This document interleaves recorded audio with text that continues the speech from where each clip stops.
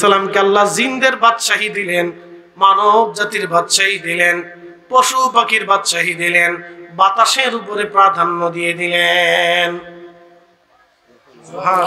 বাদশা জুলকারনাইনকে আল্লাহ একটা ঘোড়া দিয়েছিলেন। ওই ঘোড়ার পিঠে চড়ে তিনি পৃথিবীর এই প্রান্ত থেকে ওই প্রান্ত সফর করতেন। পৃথিবীর যেখানে সূর্য উদয় হয়, বাদশা জুলকারনাইনকে আল্লাহ সেইখানে পাঠিয়েছিলেন। সূর্য উদয়ের দেশ কোনটা? জাপান। সূর্য উদয়ের দেশ কোনটা? জাপান। জাপান সাগরের একবারে সর্বশেষ সীমানা পর্যন্ত, যেখান থেকে সূর্যের উদয় হয়, বাদশা জুলকারনাইন ওই সীমানা পর্যন্ত গেলেন। সূর্য যেখানে ডুবে যায়, পশ্চিমা বিশ্ব যেখানে বলা হয় আটলান্টিক মহাসাগরে, সূর্য ডুবে যায়। আটলান্টিক মহাসাগরের গভীরে কেউ যেতে পারে না।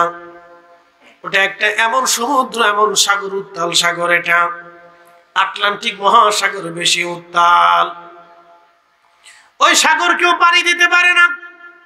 কিন্তু রব্বুল আলামিন বাদশা জুলকারনাইনকে সূর্য অস্তমিত যাওয়ার শেষ সীমানা পর্যন্ত আল্লাহ তারে পৌঁছাইলেন।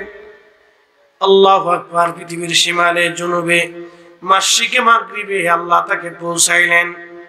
এমনকি যেখান থেকে ইয়াজুজ মাজুজ পৃথিবীতে আসবে, পৃথিবীর উত্তর দক্ষিণ মেরু, বর্তমান রাশিয়া, উত্তর কোরিয়া এবং জাপানের এই কোনার এই মেরু, যে অঞ্চলে মানুষ বসবাস করতে পারে না, উত্তর দক্ষিণ মেরুর এই অঞ্চল থেকে আল্লাহ ইয়াজুজ মাজুজকে পৃথিবীতে পাঠাবেন। হযরতে বাদশা জুলকারনাইন রাহিমাহুল্লাহ তিনি এই পর্যন্ত সফর করলেন। ইয়াজুজ মাজুজের প্রাচীর তিনি তৎকালীন সময়ে সীসা এবং তামা মিশ্রিত করে গরম করে ঢেলে একবারে গভীর পাতাল থেকে শুরু করে পাহাড় পর্যন্ত করে দিলেন, যাতে ইয়াজুজ মাজুজ এই পৃথিবীতে আসতে না পারে। আল্লাহু আকবার। তবে কিয়ামতের আগে ইয়াজুজ মাজুজ পৃথিবীতে আসবে। আসার পরে সারা ভূমধ্য সাগর এবং আরব সাগর এবং পৃথিবীর যত নদী নালা এবং সাগর আছে, সব সাগর নদী নালার পানিগুলি খেয়ে নিঃশেষ করে দিবে। কোটি কোটি ইয়াজুজ মাজুজ আসবে।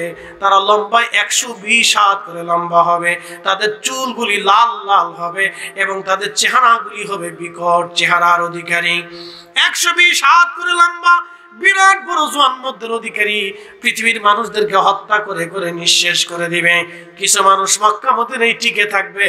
হযরত ঈসা রুহুল্লাহ তখন হেরেমে থাকবেন।